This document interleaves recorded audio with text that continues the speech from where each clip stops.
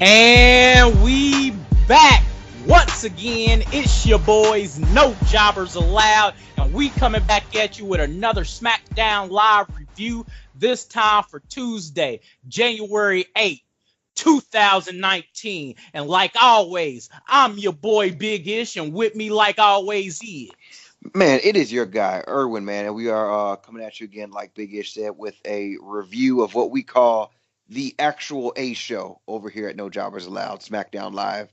And it was a and pretty good show. we up for debate on that because my A show is actually NXT, but we gonna get Truth, into that in another truth, show. So, semantics, semantics.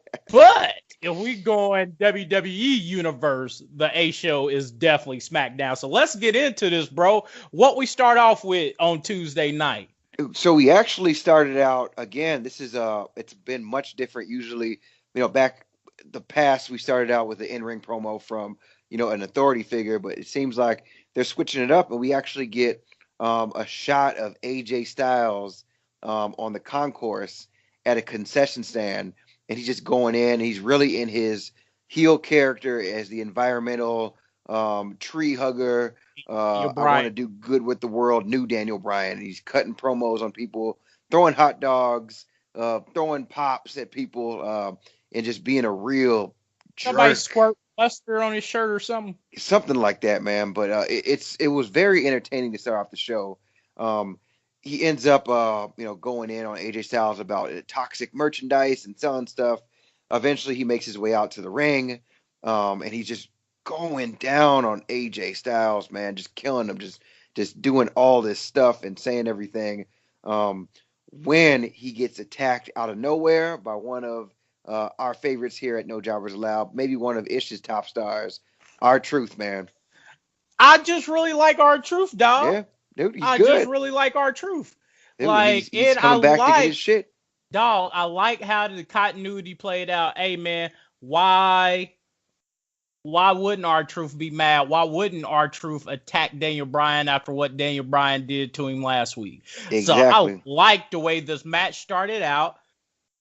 Our truth comes out, attacks Daniel Bryan, and we Gucci. He started giving him the work. The match kind of ends on a clean victory for Daniel Bryan with a running knee, but that match was good. Our truth shows he still got it.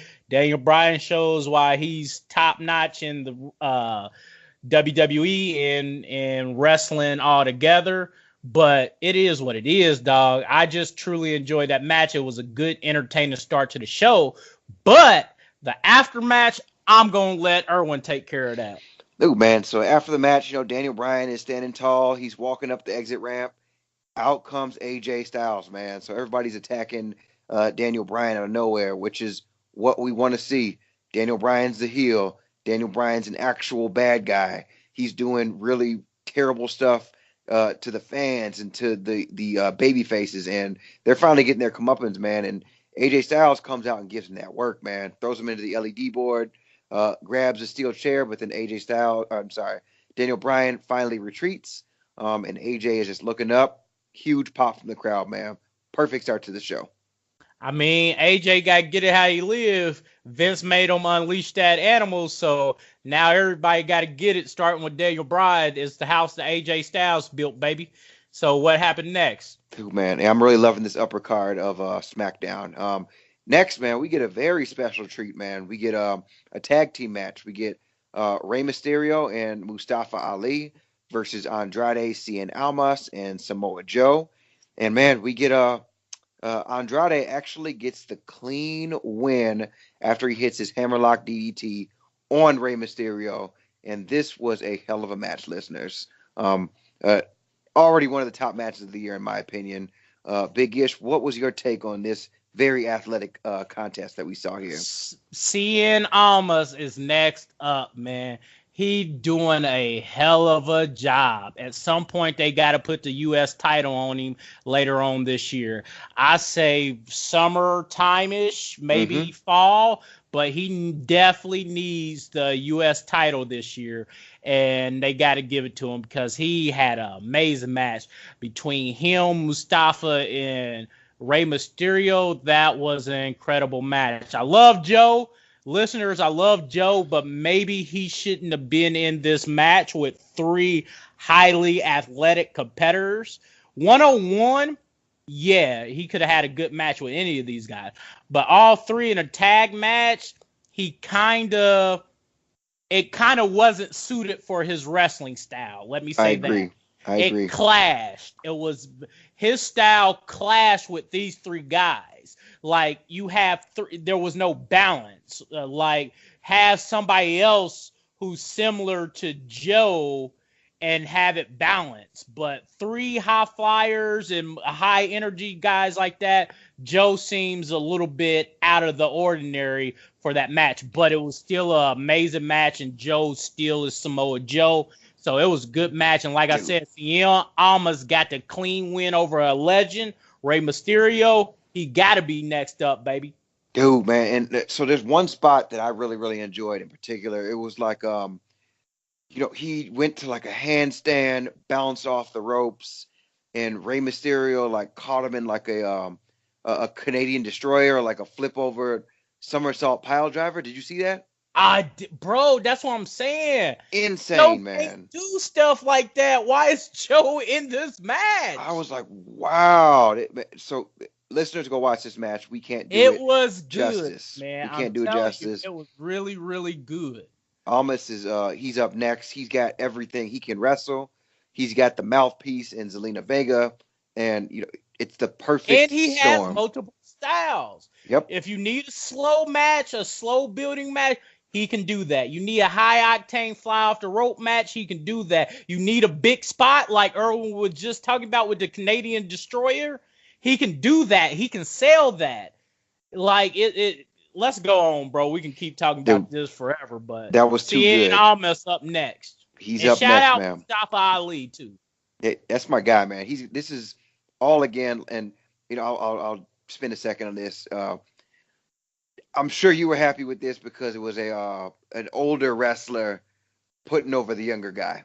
So Know what it is, baby. it was I good. It hate was old ass wrestlers wrestling old ass wrestlers, but I love old ass wrestlers giving shine to new ass wrestlers. That's so my thing.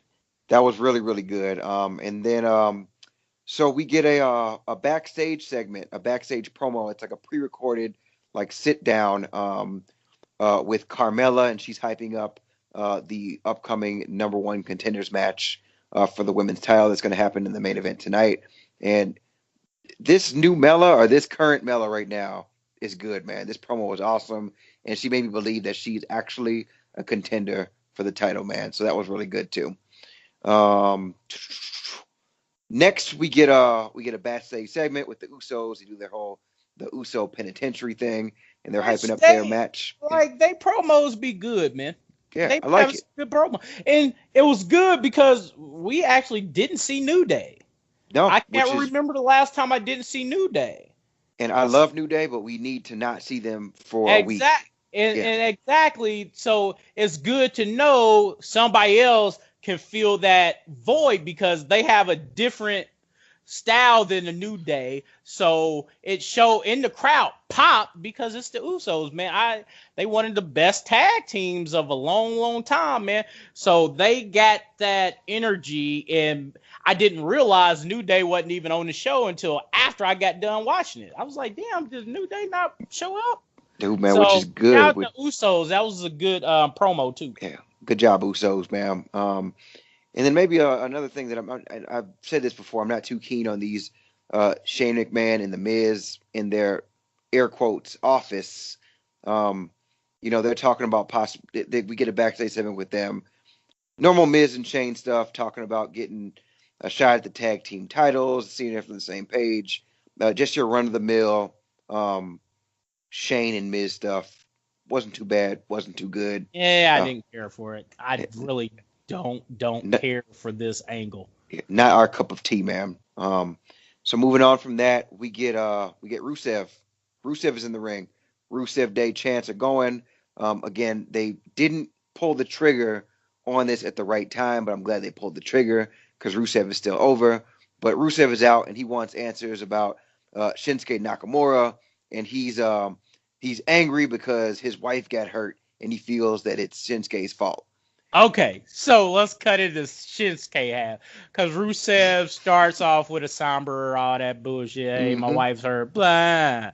But then they cut to Rusev in the media van, and he goes in, like I said last time, as long as you let Shinsuke do a promo and compensate it with a video package, he'll cut a hell of a promo. And he did just that. So he replays and says, "Oh, you mad at me for hurting your wife? Let's see who really hurt your wife." This is your fault, bro. This is your fault. So he cuts back to footage from last week from when Shinsuke was attacking Rusev, and then Lana jumps on Shinsuke back, and then Rusev hits Shinsuke with a Machka kick, which is what made Lana fall down and hurt herself in the first place. So how you mad at Shinsuke, bro? Your wife should have been jumping in. That's grown folks' business. Truth, man. She should have just chilled out. Like, you a grown-ass man. She need to let you do your thing. But it is what it is. She loved you, so she was jumping in. She got hurt, though. So it was funny. So after that, after you cut from Shinsuke back to Rusev in the ring, he go, "How? I don't want to wait to Royal Rumble. I'm gonna come get to you now." He runs backstage, and before he could get to the van, Shinsuke was waiting on him and hit him with the equipment case, just lit him up, whacked his ass up. Yeah. Dope. So, bro, I'll let you finish out this segment. So after Rusev gets hit with the equipment case, he hits him with a Kinshasa, and man, he's done after this. They try to get the producers try to break him up. So this is just more hyping of this angle, which again, I'm very happy that they're doing it because we're getting more continuity. We're getting storylines. We're getting our U.S. champion actually featured on SmackDown. So I like this segment, man. I like it a lot. It was very entertaining. And just like Big Ish said, give Shinsuke the right material and he can always execute. Because he's always going to execute in the ring, but his character development, this is taking it a step up. And like I said, man, it's just how you market Shinsuke. Mm-hmm. He's good. And like I said, if he was in Japan speaking his native tongue, he'd probably be killing promos everywhere. You just gotta, compensate for his for English being his second language. You just gotta compensate it a little bit, and using video packages is dope. Hopefully they keep on doing this. I like what I see. So then next we get the same similar backstage promo from Becky Lynch this time, and it's good. She's hyping up everything towards that number one contenders match later tonight. Next we get the Bar versus the Usos, man, in a non-title match, and non-title, but if Usos win, they get a shot at the Bar for the championship at Royal Rumble. Yes. So, we've all seen the Usos and the Bar go back and forth, multiple times. It was more of the same, very good work, but a lot of the same. So I'm not too mad at them. But the twist in this match, towards the end, Mandy Rose's music hits. She walks out on stage in a towel. She hops on the mic and she goes, "Hey, Jimmy, can you help me? I think I left my shorts or my gold shorts and gold top in your hotel room." And everybody's like, "Oh," because they're still continuing with the storyline that Mandy Rose is trying to get with Naomi's husband, man. Which is hilarious, man. It's an overused storyline, of course, but it's just fun, good, so much fun. Good, stupid, silly fun, just like a night in Milwaukee. Like the Rusev Day angle. It's just good fun, man. If they all into it and they weren't forced into the storyline, it's dope. Dude, it's good, man. And this gives the Bar the distraction they need. Sheamus drops the distracted Jimmy. Cesaro hits the neutralizer on Jey Uso for the win. The Bar wins this one. As they're celebrating, The Miz comes out. Let's move fast through this, guy. I hate The Miz. Miz come out, Miz say, "Hey, Bar, the Usos couldn't do it, but maybe me and Shane can. blase. We want a title shot. Miz. So Cesaro looks at Sheamus, go, I gotta talk to my partner about it. And so Sheamus hits the Miz with a clean ass bro kick, and then say, we accept. So now that's gonna be the tag title shot, of course. Somehow Shane always inserting himself to be in some type of title contention, but at Royal Rumble is going to be the Bar versus the team of Miz and Shane O'Mac. So Not too happy with it, but we won't spend any more time on all that nonsense. So after that, we get a backstage. Mandy Rose and Sonya Deville are walking. Man, shocking. Mandy Rose takes off that towel. Dude, her top and her shorts are on her. She wasn't missing them at all. They're laughing. what? Who would have known? Dude, but she didn't know. Naomi was waiting for her, man. She didn't look happy. She threw those shoes down, got to throwing them hands, man. It looked kind of real at first, too. Like she had some passion behind it. The numbers game gets the best of Naomi, though. Jimmy Uso runs up, tells him to back off. They back off, and then we go to a commercial break. It was good, man. Like I said, it was really good, man. She was working their ass for a minute there. She was working Mandy and Sonya by herself, throwing them hands. Like you said, the number of games catches up to everyone until Jimmy comes back and backs him up off his wife like they was supposed to. But the funny shit happened on social media when Peyton Royce of my hated tag team duo, the Iconics. I hate him so much, bro. I really do, but I love Billy Kay. But so of course Naomi was wearing this, this high yellow ass wrestling gear and costume last night, and so Billy Kay posted a picture of a banana side by side with Naomi, which like.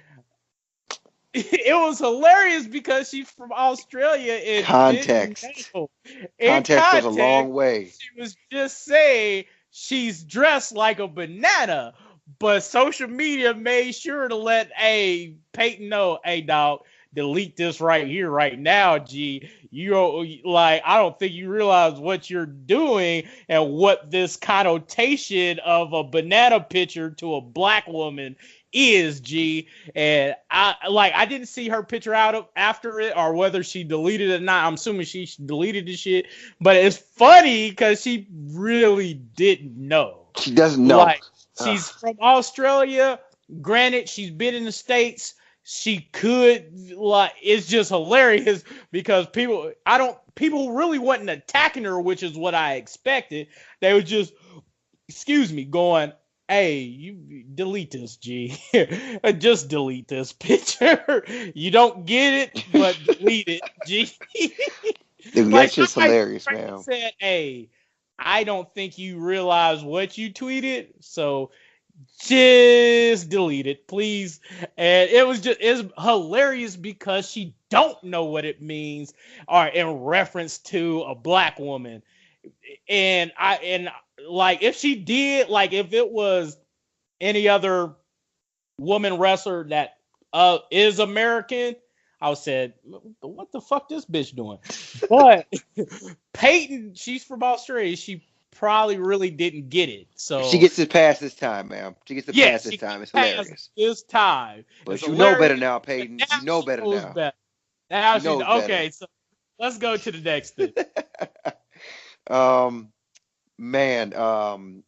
we get another pre-recorded backstage segment, this time with Charlotte Flair, further hyping the triple threat later tonight. And just to sum up all three of those, I like the way they did this, man. I like the way they did it. It keeps us on a string and excited for what's to come that night. So I'm very, very, very impressed with the production that they've been doing this time. After we get the Charlotte Flair backstage segment, we get another backstage segment where Daniel Bryan is actually leaving the arena. He's mad that AJ Styles attacked him unprovoked behind his back. Bryan goes in a little bit more, and he says, I can't wait to the Royal Rumble. Bryan says he's going to be champion forever, walks off. Great heel work from Daniel Bryan. The whole night, he's just the perfect asshole, the consummate dick. Like, perfect work with this one. It was good. It was very, very good. After that, we get another backstage segment with The Miz clutching his jaw. They disagree. Eventually, Shane says, "Let's do this at the Royal Rumble. We can take them." Yeah, yeah, yeah. I'm not excited about that. It's the only thing I'm not excited about. I think I turned the channel, man. I'm tired of this Miz Shane stuff. Dude, not fun at all. Not fun at all, SmackDown. But one thing that was fun and was very good was the number one contenders match. Becky Lynch versus Carmella versus Charlotte. The one they've been hyping up all night. The one that we've been waiting for.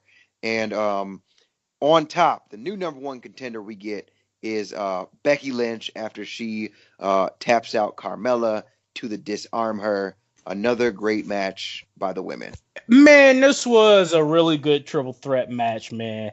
First off, let me start by saying shout out to Carmella. This new version of Carmella, who seems pretty business oriented instead of a bratty like character, is really dope. And it looks like she's been working on her ring work, dog, because she's much more crisp. Like, her moves were more crisp, her sales was better, like the transitions were doper. And she was already dope at transitions in my book. Like, between move to move, she looked really good, fluid in the ring. And I thought she did good. I don't know what we need to say about Becky that isn't already said because, well, it's Becky. She's been fighting for this like pretty much her whole life. So she looked really good and got a good, clean win over Carmella. And, of course, the Queen, Charlotte, I mean, you can never say nothing bad about her. She, like, she looks awkward in the air, but she's so athletic and talented. Like, you wouldn't think a person her height and build would be able to do the things she can do in the air, but she looks amazing when she does it. So shout out to her. Like I said, man, she good money too. It was a good match. Becky will see Asuka at Royal Rumble. Asuka comes out after Becky wins for a little in-ring stare match and screaming at each other, blah, blah, blah. I would have preferred Asuka just be on a Jumbotron letting Becky, kind of taunting Becky, because that's how I see that playing out. Taunt Becky, get her madder, and make Asuka play the heel. Mm-hmm. Like a heel v heel at Royal Rumble. That would be dope, because Asuka is the face, or technically the face, even though Becky does not have heel heat. So I would have just preferred Asuka teasing Becky on the Jumbotron instead of actually coming out there. Yeah, I agree with that one too. And again, still, this baffles me, the fact that this is 2019, and again, on another episode of No Jobbers Allowed, we are talking about how great a women's match was. Go back 10 years ago, we would not even know what the women's matches were. That's when we get up and we go to the bathroom. That's when we get up and go make a sandwich. That's when we go to the store to go get something. That was your bathroom break. Now the women are the must-see attraction. The number one star in WWE right now, in my opinion, Becky Lynch. Like I said, man, I don't even have to discuss it that way anymore. Like, talking about women's matches, like, we just know, shit, on any given day, a women's match could be better than what you got on the card anyway. So I don't even have to label it anymore. Definitely, man. I agree. I agree, man. So if I'm gonna put a grade on this episode, I'm gonna give it a B plus. Away from an A because of the Shane McMahon stuff. Everything else. You actually gave Raw an A last night. So I did. SmackDown the first time you gave Raw a better grade than SmackDown, G. And I think I might have. I enjoyed, as far as on Raw, I enjoyed all of the Seth Rollins and Bobby Lashley stuff a lot, because it's something I've been anticipating for months and months and months and months. So I think that's one of the things that put me over on the Raw grade. But as far as the SmackDown grade, I just don't like Shane and The Miz taking this shine right now. I don't like it. I'm not a fan. That's the only thing that detracted from this episode.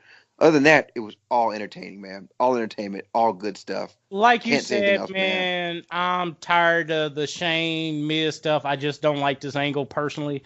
But I give it a A. For me, everything besides those two things, and they weren't matches, no bad matches. So Nope. Every match was good. those two promos with Shane and Miz, those two segments were the only bad thing of the night. So I actually give SmackDown an A. And that's all for me, bro. You got anything else for the listeners? Man, I don't got anything else for him. What you got, Ish? Well, you know what it is. It's been your boys, No Jobbers Allowed, and like always, I was Big-ish, and with me like all the time was. Man, dude, it's your guy, Erwin, man, and we out. We out. Listen to this music.